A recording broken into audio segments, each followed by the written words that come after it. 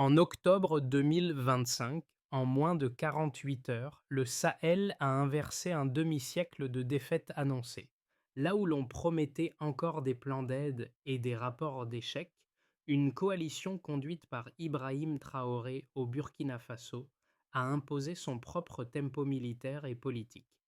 Pour ceux qui suivent ces nouvelles de loin, ce basculement pose une question simple. Que révèle vraiment cette victoire sur le pouvoir de décider chez soi? Si la Terre elle-même se met à se battre, jusqu'où ira ce nouveau mouvement sahélien? Pendant que l'attention mondiale se tournait ailleurs, l'offensive sahélienne d'octobre 2025 a révélé quelque chose de plus profond qu'une victoire militaire. La possibilité, après des décennies d'attente pour une région longtemps tenue sous assistance, de reprendre le contrôle de ses choix. Comprendre ce moment n'est pas un simple exercice géopolitique, mais un bénéfice concret. Saisir comment une décision redevenue locale peut modifier l'équilibre entre risque, autorité et autonomie. L'enjeu dépasse le champ de bataille. Une région capable de définir elle-même son tempo, sans structure extérieure pour superviser chaque geste, redessine les règles d'un modèle longtemps considéré comme immuable. Le Burkina Faso, le Mali et le Niger ont démontré qu'une coordination fondée sur des outils produits, interprétés et actionnés localement pouvait rivaliser avec les schémas importés des décennies précédentes. Si ce basculement a été possible une fois, la question qui demeure et qui constitue le micro-hook est simple: cette méthode peut-elle tenir face à l'épreuve du temps, ou n'était-ce qu'une rupture fulgurante dans un paysage figé? En moins de 48 heures, l'Alliance sahélienne a renversé un rapport de force que nombre d'analystes affirmaient figé depuis plus de 50 ans. Et surtout, elle l'a fait sans aucune structure extérieure pour piloter l'opération, révélant une autonomie tactique que beaucoup jugeaient encore impossible quelques mois plus tôt. Pour comprendre cette bascule, il faut revenir aux heures qui précèdent l'aube du 2 octobre 2025, lorsque les centres de renseignement maliens détectent une accumulation inhabituelle de signaux faibles: mouvements de motos, dépôts de carburant dispersés, communications codées annonçant une offensive majeure de GNIM. Dans les décennies passées, ces indices auraient immédiatement déclenché une chaîne de consultations internationales, retardant toute réaction locale. Cette fois, rien de tel. À Ouagadougou, Ibrahim Traoré réunit ses officiers dans une salle nue, leur donnant une consigne courte: Nous définirons le champ de bataille, qui devient la colonne vertébrale de l'opération. Cette rupture n'est pas née d'un élan soudain, mais d'une fatigue accumulée, celle des villages détruits, des familles déplacées, des promesses qui n'apportaient pas ni stabilité ni dignité. Plus de 2,5 millions de personnes vivaient encore en situation de déracinement, symbole d'un modèle international qui expliquait beaucoup mais résolvait peu. Dans cette brèche s'est glissé un principe nouveau: la victoire ne viendrait plus de l'extérieur, mais d'une réinvention intérieure. En quelques mois seulement, les États sahéliens avaient consolidé des réseaux chiffrés locaux, formé des ingénieurs, cartographié leurs propres fréquences critiques. Le Burkina Faso, longtemps simple observateur technique, devint le cœur nerveux d'une coordination discrète entre Bamako, Niamey et Ouagadougou. Ce maillage silencieux, presque invisible pour les observateurs extérieurs, préparait déjà le renversement. C'est dans cette cohérence souterraine que la bascule trouve son sens. Une région qui, après des décennies d'attente, commence enfin à penser pour elle-même avant d'agir pour elle-même. Au centre de cette mécanique nouvelle se trouvait une figure dont la présence imposait une cohérence que le Sahel n'avait plus connue depuis des décennies. Ibrahim Traoré n'agissait ni comme un héros romancé, ni comme un arbitre providentiel, mais comme un soldat façonné par les revers successifs de son pays et par la compréhension intime de ce que signifie perdre la maîtrise de son propre territoire. Sa méthode, dépouillée de tout artifice, reposait sur une discipline presque silencieuse. Réunir ses commandants dans une pièce vide rappelait que partager la douleur signifiait aussi partager le commandement et replacer la responsabilité au niveau de ceux qui affrontaient chaque jour la réalité du terrain. Les premiers effets apparurent donc très vite. Les communications, autrefois dépendantes de réseaux extérieurs, furent remplacées par un système chiffré conçu à Bamako. Les drones assemblés à Niamey effectuèrent leur premier vol d'essai, offrant aux unités sahéliennes une précision qui, hier encore, semblait réservée à des acteurs étrangers. Les forces burkinabées redécouvrirent la sensation rare de mener une opération qui leur appartenait pleinement, sans validation distante, sans filtre. Dans les villages frontaliers, cette transformation se manifesta d'abord de manière subtile. Les habitants commencèrent à écouter davantage les radios locales que les bulletins venus d'ailleurs. L'information cessait de flotter au-dessus des communautés. Elle redevenait un bien commun, produit et interprété à proximité de ceux qui allaient en subir les conséquences. Cette reconquête du lien opérationnel, du commandement jusqu'au village, offrait un éclairage essentiel. Lorsque la décision se recentre, l'effet sur le terrain devient immédiatement mesurable. Avant d'octobre 2021, la réaction sahélienne suivait un schéma lent.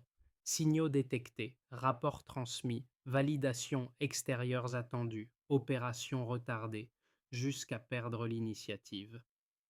Après le 2 octobre, tout s'est inversé. Les jours précédant l'aube du 4, les centres de renseignement maliens détectent une activité inquiétante. Dépôts de carburant repositionnés, motos regroupées en ligne arrière, trafic radio inhabituel. Habituellement, cela ouvrait une longue séquence bureaucratique. Cette fois, la décision fut instantanée. Ibrahim Traoré convoque ses officiers dans une tente proche de la frontière nigérienne. La scène est simple. Une table, quelques cartes, un écran vacillant qui révèle les derniers mouvements ennemis. Pas de supervision extérieure, pas de traducteur, pas d'attente. Il prononce l'ordre qui scelle la rupture. Nous définissons le champ de bataille. Ce signal bref, presque minimaliste, déclenche la séquence la plus intégrée que le Sahel ait jamais coordonnée par lui-même. À 04h30, les radios s'illuminent. Les unités maliennes verrouillent les couloirs de progression. Les équipes nigériennes se mettent en mouvement, guidées par des images locales mises à jour en continu. Les drones sahéliens, assemblés dans des hangars modestes de Bamako et Niamey, s'élèvent dans un silence sec. Les, les signatures thermiques apparaissent sur les écrans, minuscules taches mouvantes sur un sable presque glacé. La précision est surprenante. Elle appartient désormais aux ingénieurs sahéliens. À 05 à 00, les batteries SR5 du Burkina Faso rugissent. 3 salves successives brisent la nuit. Les motos ennemies explosent, les dépôts flambent, les tentes de commandement s'effondrent. La manœuvre, préparée en souterrain pendant des mois, accélérée en 72 heures, referme le premier piège. Le corridor devient intenable. Les groupes armés se replient, incapables d'établir une contre-offensive cohérente. La deuxième phase démarre presque immédiatement, la compression. Les drones maliens réorientent les trajectoires. Les images en direct guident les avancées nigériennes. Les unités burkinabées, appuyées par cette mosaïque visuelle produite en interne, resserrent l'étau. Rien n'est improvisé. Chaque mouvement répond à un schéma pensé localement. Et surtout, chaque décision se prend à proximité du terrain, pas à des milliers de kilomètres. Le basculement devient visible dès la fin de matinée. À midi, la colonne principale ennemie est désorganisée, aveugle, incapable de coordonner ses positions. La panique se répand. Les communications adverses s'effondrent. Les unités sahéliennes exploitent ce vide avec une rapidité qui contraste avec les années précédentes. Dans les villages proches, les habitants entendent les explosions mais sentent aussitôt que la dynamique a changé. La peur se déplace. Les radios locales annoncent des avancées confirmées par des sources sahéliennes. Le murmure circule, la terre elle-même se bat. Cette perception transforme l'opération militaire en récit collectif, presque organique. Au crépuscule, près de Tindiban, les ruines ennemies fument encore. Les soldats restent silencieux. Pas de célébration, pas de triomphalisme. Ils mesurent. Ils comprennent qu'en 48 heures, un territoire longtemps décrit comme dépendant a redéfini son propre tempo. La victoire n'est plus un spectacle, elle devient une compétence. Cette journée-là ne marque pas seulement une manœuvre réussie, mais l'émergence d'une certitude nouvelle. Lorsqu'une région décide d'assumer sa propre survie, les modèles hérités ne suffisent plus à la contenir. La baseline était connue. Pendant des années, les opérations sahéliennes mettaient plusieurs semaines pour passer de la détection d'une menace à une riposte coordonnée. La Delta surgit en octobre 2025 lorsque l'Alliance réduit ce délai à 72 heures, révélant une capacité de réaction que peu d'analystes jugeaient envisageable. Ce changement de tempo ne reflète pas seulement une efficacité technique, il marque un déplacement du centre de décision vers ceux qui maîtrisent réellement le terrain. Le premier chiffre, plus de 120 positions ennemies neutralisées, illustre non une intensité accrue, mais une synchronisation interne entre drones maliens, batteries burkinabé et unités nigériennes. Cette coordination démontre une précision nouvelle produite par des outils locaux. Chaque salve, chaque trajectoire drone, chaque progression au sol s'inscrit dans un protocole conçu par les équipes sahéliennes et non plus dicté par des structures extérieures. Cela montre que les forces régionales peuvent atteindre une cohérence opérationnelle auparavant jugée inaccessible. Le second chiffre, un taux de perte civile inférieur à 3%, contredit l'idée selon laquelle une autonomie militaire rapide mènerait nécessairement à un chaos opératoire. Cette donnée prouve que les unités au sol ont ajusté leurs méthodes pour limiter les dommages collatéraux. Une telle performance n'est pas le produit d'un hasard, mais d'une lecture fine du terrain transmise en temps réel aux équipes engagées. La réduction des pertes reflète une meilleure maîtrise des zones, des axes de communication et des couloirs d'intervention. Le troisième chiffre, 600 traité en moins de 2 jours, indique qu'une coordination régionale peut fonctionner à grandes échelles sans dépendre d'architectures technologiques importées. Cette surface, couverte en un laps de temps aussi court, signale non seulement la mobilité des unités, mais aussi la stabilité de leur flux d'informations. Pour la première fois, la région mesure sa propre capacité à opérer sans délai structurel.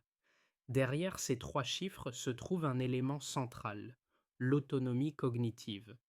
Les ingénieurs de Bamako, Niamey et Ouagadougou interprètent, modèlent et actionnent leurs données sans intermédiaire.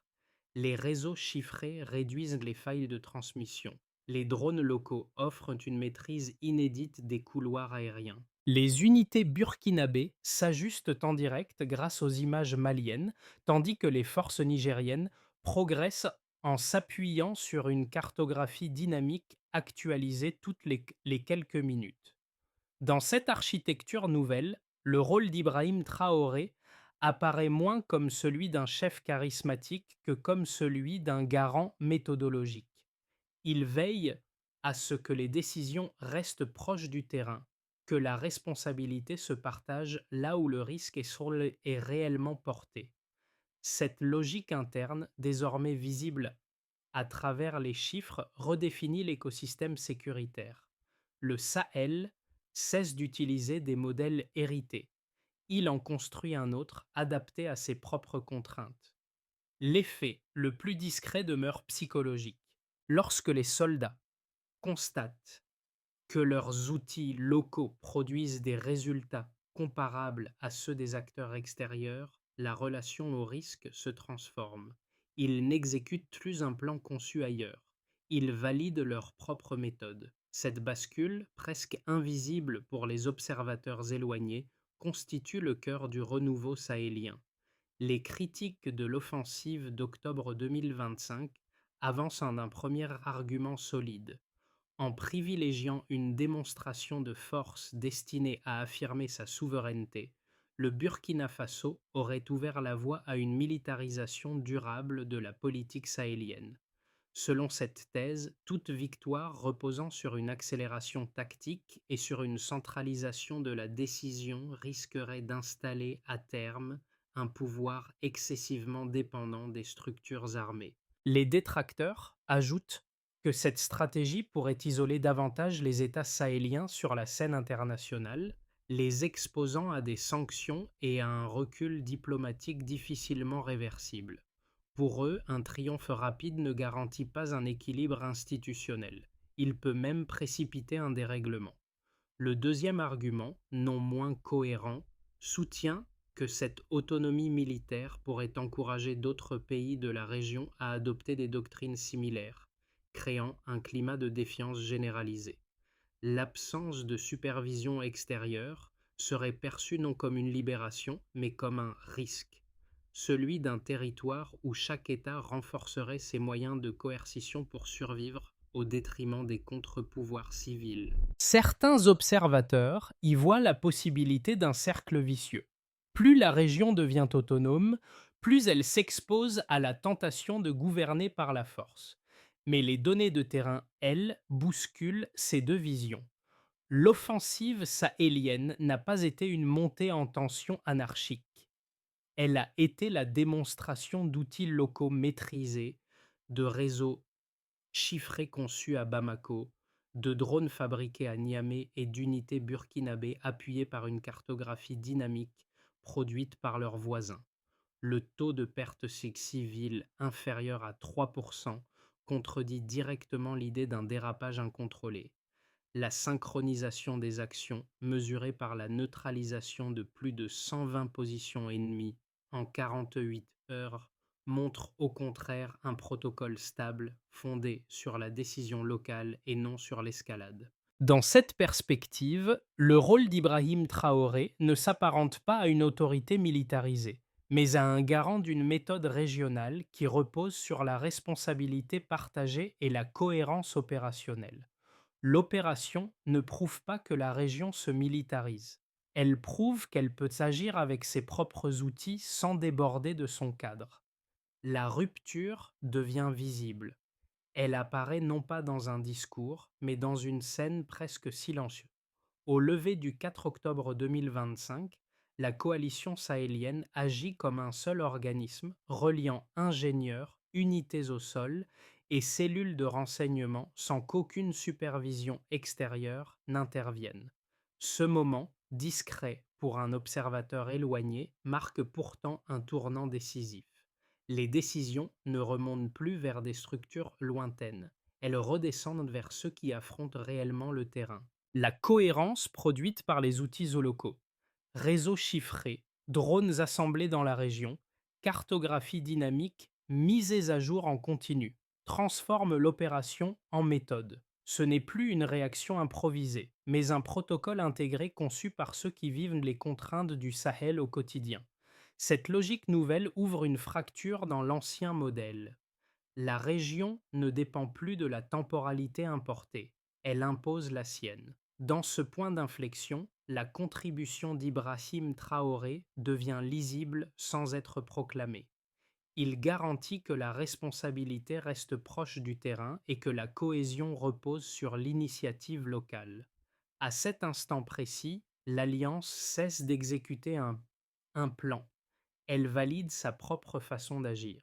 Les répercussions de l'offensive d'octobre 2025 ne se sont pas limitées au champ militaire. Elles ont rapidement touché les quatre groupes qui composent la structure vivante du Sahel. Ce basculement ne fut pas un simple mouvement stratégique, mais une transformation profonde des repères sociaux institutionnelle et psychologique. L'autonomie opérationnelle, rendue visible par les actions coordonnées entre Bamako, Niamey et Ouagadougou, a redéfini la notion même de souveraineté régionale. Pour les trois pays de l'Alliance des États du Sahel, le premier effet fut politique.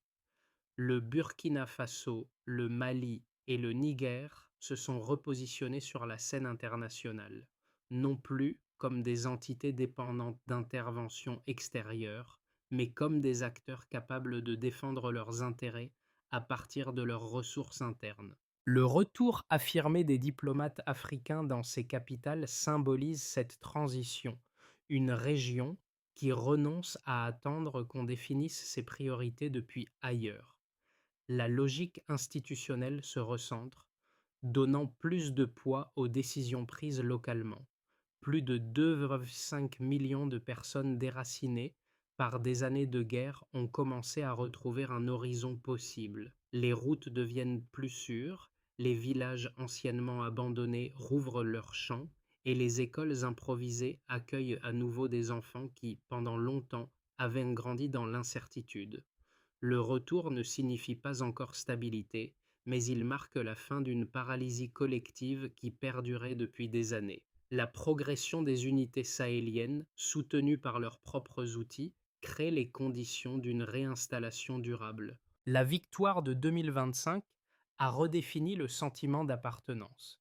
Les citoyens burkinabés, maliens et nigériens n'observent plus leurs leaders comme des gestionnaires sous contraintes extérieures, mais comme les porteurs d'un projet conçu de l'intérieur. Les symboles nationaux reprennent une valeur quotidienne. Le drapeau burkinabé flotte dans les villages reconstruits, les récits des opérations circulent dans les radios locales et l'idée d'un Sahel souverain cesse d'être abstraite. Dans ce climat, la figure d'Ibrahim Traoré devient un repère méthodologique, un dirigeant dont la cohérence incarne une vision régionale plutôt qu'un pouvoir individuel. C'est au niveau local que le changement atteint sa dimension la plus intime. Les villages autrefois enfermés dans un cycle de dépendance humanitaire se réapproprient leur avenir. Les jeunes racontent comment les ingénieurs du Sahel ont assemblé les drones utilisés dans l'offensive. Les radios du terroir prennent de l'importance et supplantent les bulletins extérieurs. La solidarité se renforce, non comme un slogan, mais comme une pratique quotidienne dans les champs, les marchés et les zones frontalières. À travers ces quatre groupes, une même idée se confirme.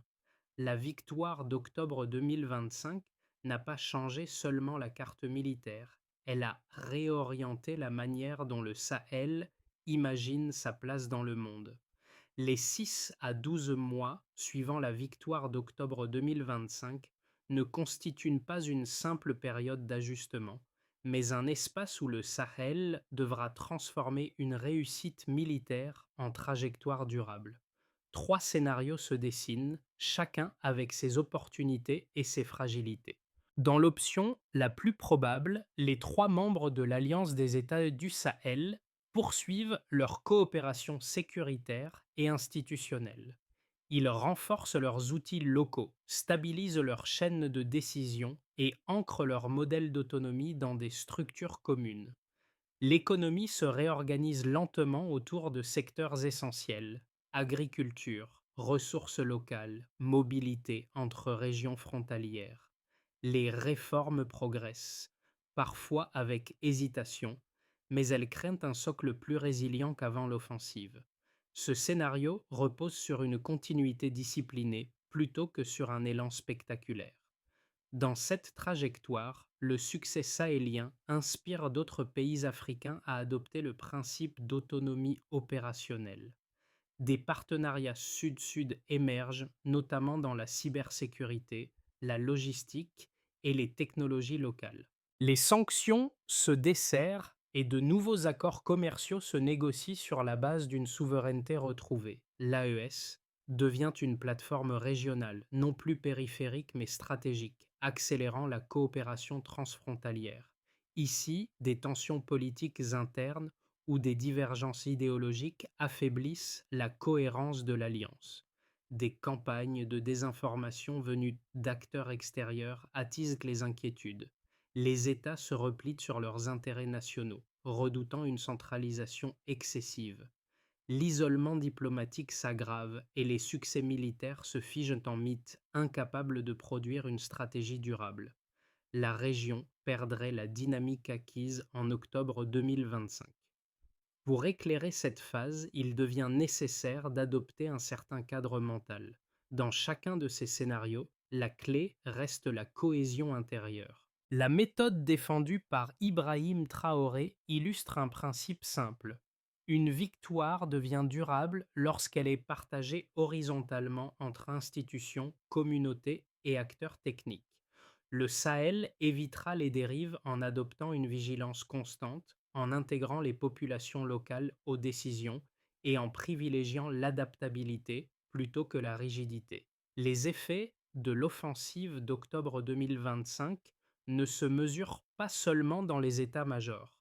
Ils se lisent surtout dans la manière dont les individus, observateurs ou habitants du Sahel réévaluent leur rapport à la souveraineté, à la sécurité et à la responsabilité commune. Trois groupes A, B et C perçoivent ce basculement avec des attentes différentes mais complémentaires. Pour eux, la victoire sahélienne agit comme une preuve concrète qu'une région longtemps dépendante peut réorganiser ses propres outils, maîtriser son tempo et produire une stabilité née de ses décisions internes. Ces spectateurs y voient un rappel.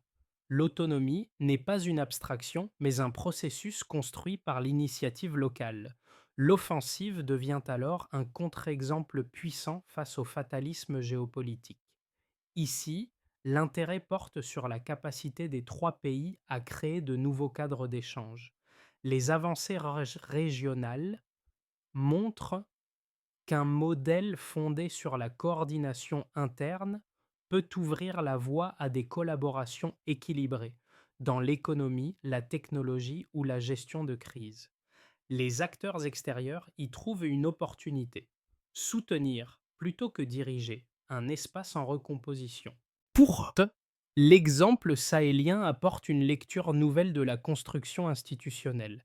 L'idée qu'un territoire puisse façonner ses propres réponses sans dépendre des plans importés devient un repère théorique et pratique.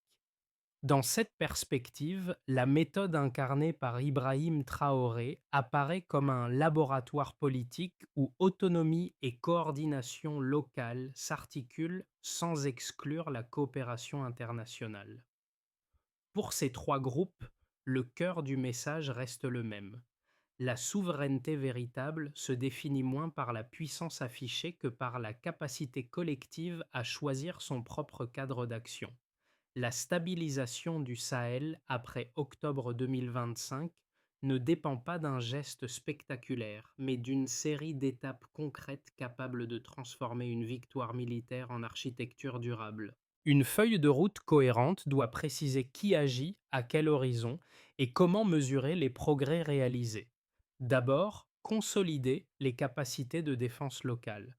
Les académies militaires communes du Burkina Faso, du Mali et du Niger doivent poursuivre la formation d'officiers capables de penser l'action à partir des réalités africaines. L'indicateur principal reste la capacité de déployer rapidement des unités cohérentes dans des zones sensibles. Une hausse régulière de ce taux de réactivité signale un renforcement structurel.